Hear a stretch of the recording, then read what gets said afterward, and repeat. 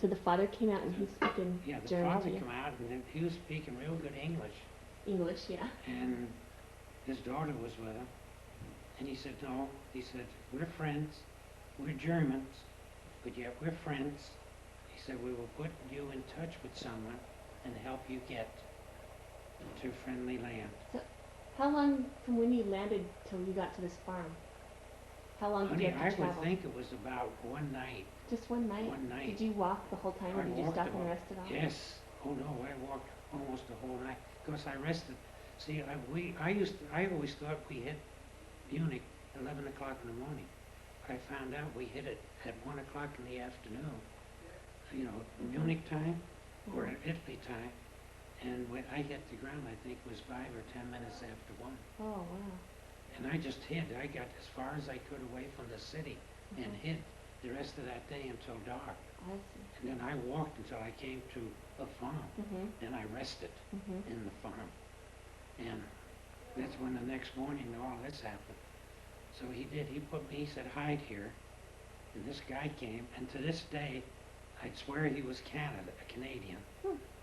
And the reason I thought that, when I played ball down in North Carolina, they were down there, they wouldn't say about, you know, it's about 2 o'clock or they used to say a boot. And this guy would said a boot, it'll be about a boot 2 days before I can do anything. See? He said, we have to get in touch. So I figured he was North Carolina. And then later, excuse me. Oh, I see. Then I thought he was Canadian. So it was either Canadian or, and I'll tell you why later. So when he came back, he said, now we're going to have to put you in civilian clothes. He says, do you know what that means? I said, yeah, Did you have we to give were up your warned. dog tag?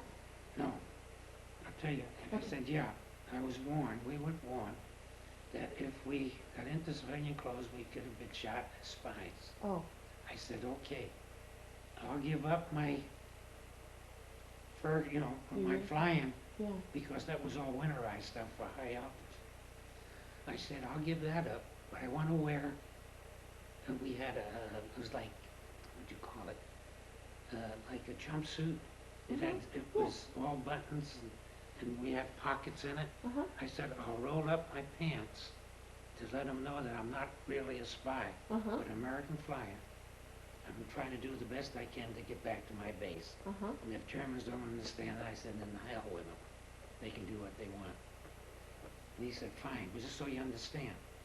So I was there. So did you stay in the barn? Yeah. With the animals? With the animals. Did they feed you? Oh, yeah. Did they give you good food? Honey, I don't remember. I don't remember what I had. I don't know whether it was meat. Did they I don't talk to you? remember. Like He they would said come out. The girl would come out. But she said, I have to come out because if anybody's watching the farm, we have to carry on with our duties. And she said this in like broken English. And her father explained that too. I said, fine. They said, stay here. Don't. So when he came that night, he took me into, would you believe, Munich? And he said, we're going to transport you tonight. He said, I'm not sure whether there's going to be horse and drawn wagon or whether there'll be a truck. He said, well, I'm not sure. To get to Munich? No. To get out of Munich? To get out of Munich. How did he get you to Munich? We walked. Oh my gosh. Walked into Munich, which wasn't far, I found out. See, we did it at night, and we went to... Did you go to Hofbrauhaus? I don't know what it was called. It was a great... On the main plot, yeah. The Marian plot, where they had that clock with the little dances. Yes, and it had around... That's the Marian plot. Around the button, it was a great big dance floor. Yes. And around this dance floor was this place where they served beer and all of this. And then they had a place above it where there were German soldiers all around. And we sat by the back door. And it's the first time I ever heard the song Lily Marlene. Yeah. And when that gal got up and sang that, every soldier in that place, everybody just rose. Oh, wow. And she would sing a line, and then they would sing the chorus real loud. Just, were they doing this for years? And it, whoa, to me, it was fantastic. I just, Were you over being like scared to death, like just concentrating no, on I was, something that you were like I was stuck in? enthused that they show such enthusiasm for a song. This is just a song. And I said, now if it was, to me, it would like us sing the Star Spangled Banner. Yeah. But this was Lily Marlene. Who in the world was Lily Marlene? See, and I didn't understand German, but then later, when I got back when we got back, they told me what some of the lines were. And it's a pretty song. Is it a patriotic song? No. Oh, it's Lily just like Marlene, romantic. this girl goes out with a soldier, and she doesn't know whether it'll be for how long, and that she's going to do this and do that, and then the chorus. Yeah. I've got the words at home. Oh, cool. And hey, when the waitresses were delivering the beer and stuff, yeah, like, did they carry them like this, like 3 or 4 steins, just like that? And they were really big gals. And some of the gals were huge. Yeah. You had to be in that Hofburg, that place where I was there on the 4th of July. Yeah, I was there. Yeah. And from there, it was a horse and buggy, a horse-drawn truck. Matter of fact, it was 2 horses. And there was a place in there that was all around. It was like kind of like hay. Yeah. And they had bags, and I think there were beans and barley and stuff like this packed all around me. And I don't know how far we went, but we must have covered a lot of territory. And you were by yourself? Yeah. And then I was handed from that to another, and this was a truck, and it was an old, big truck. And there was hidden, there was a place underneath, like there was a seat, and underneath this whole seat come up, and I was squashed underneath it. Did 3 you or 4 feel guys claustrophobic? no, I was scared. Were you by yourself at that time? I was by myself until we went through Austria, we went up through Hungary, and through Hungary we went down into Czechoslovakia, and in Hungary they hit us one night in a church steeple. Yeah. And that scared me, because when Grandma wanted to go see a movie, she liked Frankenstein or Dracula and movies like that, she'd ask me to go with her. You were her favorite. So I would go, and especially in the Dracula movie where they had the bats and that scared the living daylights out of me. And I used to sleep we slept in church steeples. Yeah. You hear the bats, they screech. You can hear that. Yeah. And then they screech. And I always slept like this. And I was scared. I mean scared. Well, go back to the truck. So you're in a long truck drive by yourself under this. Under this, and I think somebody sat on the seat I was on. Might have been 2 people. And there were people in front, and they were talking all in German. Were they stopped along the way for inspections by the Germans? I don't know, honey, because we'd go somewhere and we'd stop, and you hear kind of like a squeaking, like something was happening, like a gate or something was opening. Huh. So I don't know. And you couldn't understand. I couldn't understand. Yeah. We couldn't see. All I could guess, and I couldn't tell how far we were, whether it was nighttime or daytime or anything. But I do know we went through Austria, and we went through Hungary, and... Did you go to the mountains? I don't know. Austria? I have no idea, honey. You had to. Was it cold? Oh, well, it was summertime. Yeah, this was June the 13th, 14th, 15th, 16th, see? And in Hungary, there were places, there was a time that they put me down a well. I must have been down about 20 feet and into a cave. You really had to trust those people, didn't you? Yeah.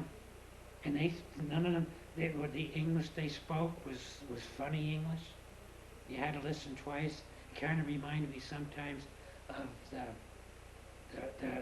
what I call them Negroes, but the blacks that were, when we were down in Harlingen, Texas.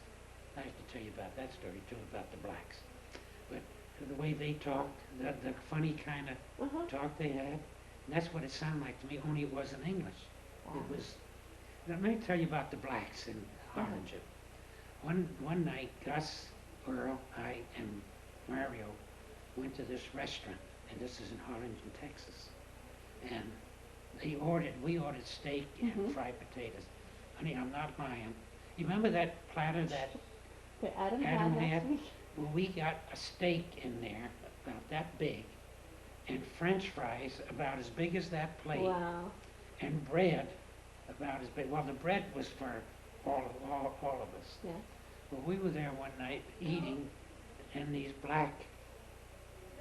Yes, turn it off, Eddie. We're at the restaurant. Yeah, With the steaks and the fries. and these blacks come in, these black soldiers, and of course the Texans there, they wouldn't serve them, told them to get the hell out of there and not to come back.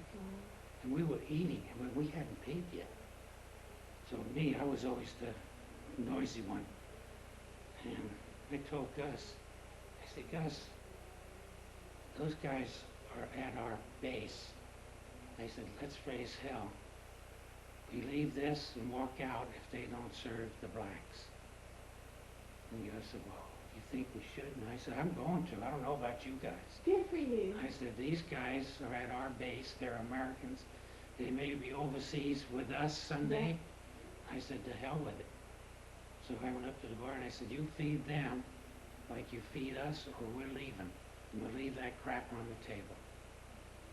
They said, no. And then Gus got up and come over and he said, yeah, it's not right. These guys may be going overseas when we go over.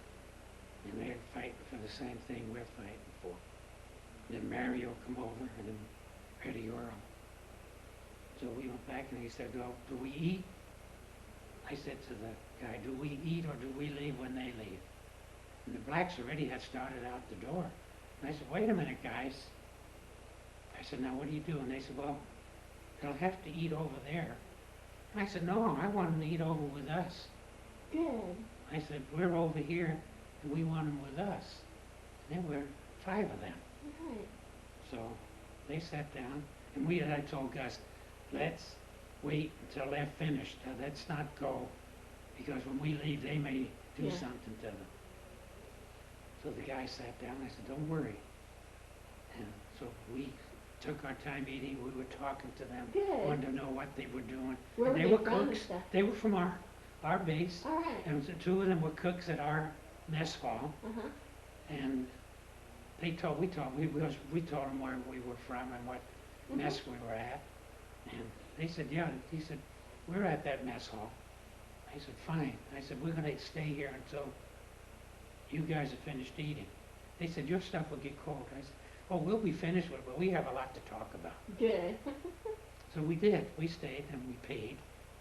And of course they said, we'll pay for you. I said, no, we'll pay for our own. Uh-huh. So when they left, they went their way, we went ours. And the next day breakfast, Yeah. we walked in and the guys were there and all these blacks were lined up, you know, because they're also servers. Yeah. They cook and serve. So we walked in and something was said real quick.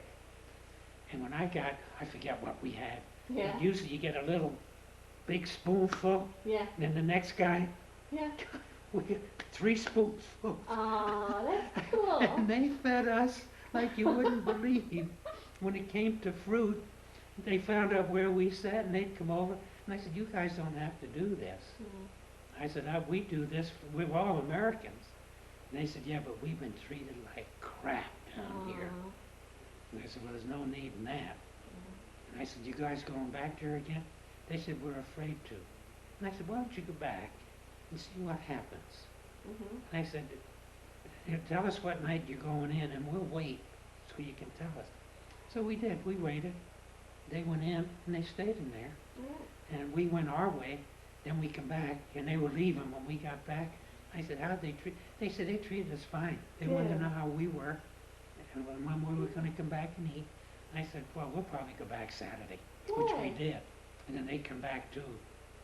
And we kind of made friends with them. And honey, down in Harlingen too, was the first time I ever had grapefruit off of a tree. Oh, yeah. Those, and oranges off a tree. And apples, because they would just seem like this orchard was all around our base. Okay, now I got that in. Have you been down there since? No. Oh, just wondered. No. I haven't been to Gowan Field since either. leave off at? We were talking about them feeding you. Oh, yeah. And I didn't know what it was, what they fed us. Wait, where were you? Were you still in the truck under the seat? Then they put us up in steeples. Oh, yeah, okay. And then they hit us in wells. Oh, that well. had caves. Yes. And they sat there, and then they come and drop a bucket down, and the bucket would shake. And when it shook, then we were supposed to grab it. And this was like a heavy rope, too. And they pulled us. They had who were you with at that time? I don't know who they were, honey, but they were taking Were me. Were they American? No. Or was anybody with you in the well? No. Yeah. It was me. When we got to Czechoslovakia, that's when I run into, I think it was Ted. Hallett? Ted Hallett. And he got there, but I don't know how. But I ran into him, and he was tickled pink to see me. And we got into, and we did the same in Czechoslovakia. We hide in church steeples and hide in barns. But you two were together then? We were together. And then when we got to Yugoslavia, we were turned over to partisans. And that's where I met the professor first. And the professor told us then, and he spoke real good English, but it was kind of with a twang, kind of Yugoslavian. You know that guy on ER, how he talks? I've never seen it. Oh, well, there's a guy from Yugoslavia on there, and he had that kind of the same accent. But the professor was more, and he told us, he said, now, we'll take you to your landing spot. And he said, and it's on the western coast of Yugoslavia, on the Adriatic Sea. And you mean the landing spot where they're going to pick you up? Or? Yeah, where they're going to pick us up. He said, there might already be Americans there, because we have downed airmen coming through all the time. Oh, wow. I'm fine.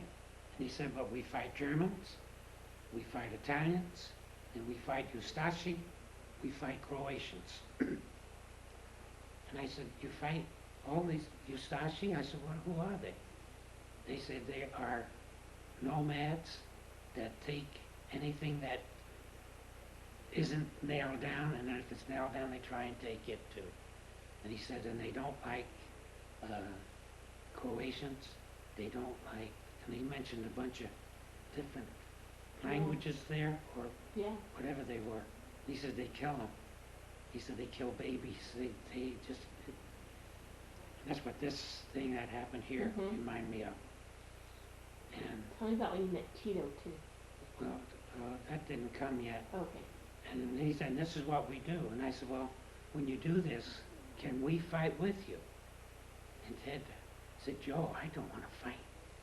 He said, I just want to get home. I want to go home. I said, Ted, if we're going to get home, we have to take care of ourselves. We're not going to have these people take care of us. I said, they're kids. I said, Ted, we're older than most of these. And I was 20 years old.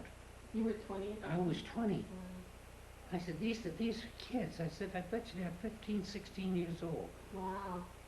And he said, oh, I don't think so. He said, they look old. I said, no, look at them. I said, they're kids. And he says, okay. And I said, you got a 45? I said, how many clips do you have? He said, Joe, I only got 2. I said, oh. I said, I got 4, and I got 1 in the gun, and I got 4 more. And I said, we can do a lot of damage with our 45s. He says, okay. And I said, if you're afraid to use them, save the gun for me. I said, I'll use it. I said, we're going home. He says, okay. So wherever we went, Ted was about this far behind me. So the professor said, do you want to do it? And I said, I want to do it. I want to do what you guys do. He says, okay. He said, you're not afraid? I said, do you know where I've been? Do you know what they've done to me? No, I'm not afraid. I said, if I was afraid, I said, they probably would have got me in Germany. I said, at times I'm scared shitless. Mm-hmm. He said, what's that? I said, you know what poop is? And he said, yeah. And I said, that's what shitless is. He said, oh. And he said something in Yugoslav, meaning the same thing, but I can never pick it up. So we did. We were traveling, and we had to go around Zagreb, because Zagreb was a Nazi stronghold. I guess it was a Nazi base. And we went around it. And he said, now, we're going to try and kill some Germans on the way around. I said, how? He said, well, we've got sharpshooters. And Ted said, sharpshooters? And he looked at the professor, he said, I bet you they're not as good as Joe is. And the professor said, Joe? And he said, yeah, this is Joe Falconetti. I said, yeah, I'm Joe Falconetti. He said, oh, Italiano. I said, yeah, Italiano. And he said, you speak Italian? I said, I used to when I talk about the Italians and what they did over there. And they got to where they talk a dialect, and I didn't know what the dialect was. And I said, they're talking behind my back and planning things. So I made them speak English. I told the professor this. I made them speak English. And I said, I tried to forget Italian. He said, no problem, no problem. He said, Falcon. And I said, yeah, Falconetti, little Falcon. He said, okay, from now on you're the Falcon. I said, okay. And he said, can you shoot a gun? And Ted said, how good is your rifle? And he said, very good. He said, okay. Ted said, do you clean it? Joe likes clean rifles. And he said, yeah, we clean it. He took the gun, pow! He said, it's clean. I said, that's the way you... He said, yeah, we don't have anything to clean it with. It's first thing in the morning, we shoot it to make sure that the gun... I said, you can blow a kid's head off. I said, don't you have any kind of fat? He said, fat? I said, sure, oil. He said, we can get some. I said, I'll show you how to clean the rifle. I said, okay, okay. So he said, when we got there, one of the kids, it was a young girl, she might have been 15 or 16. Professor said, give the Falcon, and all I can understand was Falcon. So she handed me a gun. I looked at it, I said, who do you want shot? And up on a kind of a ridge, this German was walking back and forth. He said, now when he walks this way, there's going to be another one come up. Shoot him and then shoot him. I said, okay. So was the it guy, daytime? yeah, and this was them? about, I'm guessing, about 6 o'clock at night, 5 o'clock at night. Well, probably about 6 because it was hiding behind something? Oh, we were up on Zagreb, say was the city down here, Oh, never. and then we were walking around it, and there weren't roads, it was like, what would you call it, pathways? Trails. Trails, and we go trails, and you can look down, Okay. and we were about, 50 feet, 50 yards, maybe 100 yards from them, and these guys would walk. You couldn't see the bushes move. They taught us how to move and not step on anything, no noise. You walk on your toes, your heels never touch the ground, and nothing crumbled. And that's what they taught us. Wow. And he says, okay, so let's see what you can do. And of course, these other kids, he told them, don't do anything. So when the first German came out, and he just dropped. And the second one, before he turned around, I shot him, and he dropped. Wow. He said, good. He said, this is your gun. I said, I'd like, and I showed him my 45. He said, too far away. I said, okay. He said, this is your gun. Cool. So that was the gun I was going to bring home with me. Yeah. And it was in my B4 bag, and I threw it overseas. Then we got to walking around, and then nighttime came, and of course we stopped and parked and had something to eat, which was beans and barley. And I always had beans and barley. And I used to say, you have beans and barley for supper and barley and beans for breakfast. And if we wanted coffee, we had cups, a about this big, like Janet's cups, Mhm. only they were shaped funny. They had a shape to them, and they were about this tall. And when they made coffee, you got just a half a cup of coffee. And if you wanted a full cup, they also made tea. So you can have a half a cup of coffee and a half a cup of tea. But you didn't have time to drink both, so you had to mix them. So I would drink my coffee and tea together. It tastes just like hot water. Yeah. So we would go around and they would... And while you were with the partisans. Well, we would the partisans. And we would walk around and these kids would go out and they dig holes on the road and they plant booby traps, bombs. Like and they mines? plant mines. And they take like a hand grenade and they would stuff it. And they had German hand grenades, just like pieces of stick that you threw. Wow. And American hand grenades that you pull the pin and through. And they worked them out somehow that they put them in the ground and when a car or a truck went over them, they blow up. And the kids got to be real good at it. They worked good. So we got around Zagreb and we come to these different towns. I don't know where it was, but we hit this small little village and there was a church in it. And the professor said, and he said, this is,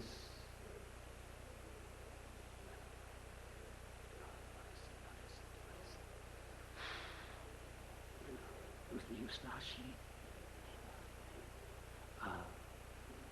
The Catholics, who were the Catholics?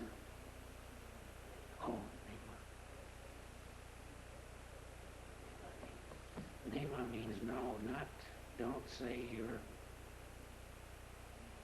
forget. What did I say before? They were Eustachi, Croatians. He said they're Croatians. He said Croatians, some good, some bad. The bad ones, when they catch Americans, they sell them to the highest bidder. And I forget their leader of the Croatians, named Melhasitak or something. But he says now, they usually hide prisoners or captives Americans in churches. So I said, well, can we raid it? He said, yes. He said, but we're going to have to go in, and we go in shooting. I said, but if there's Americans in there, we might shoot Americans. He said, well, what do you want to do? I said, Professor, you know. I said, we've never done this. I said, tell us what to do. And I said, we see movies where the good guys go in the front and good guys go in the back. And I said, and he said, what kind of movies? And I said, Buck Jones. I said, Tom Hanks. And he said, who Buck Jones? Who Tom Hanks? I said, the cowboys, Western movies. He said, no. I said, what? They have bad guys, the good guys, and the good guys wear white hats.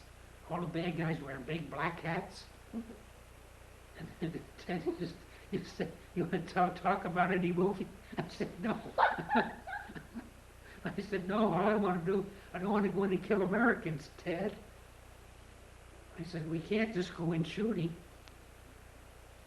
And then the professor said, tell you what we'll do. We'll send one of the boys in. He said, we can't send the girls because these were girl soldiers. They weren't supposed to be treated as girls, just as men, just like we treat men, because we're already told that.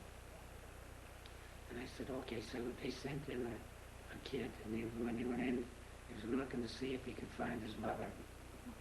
And this was the excuse. My mother, did you go to church here today?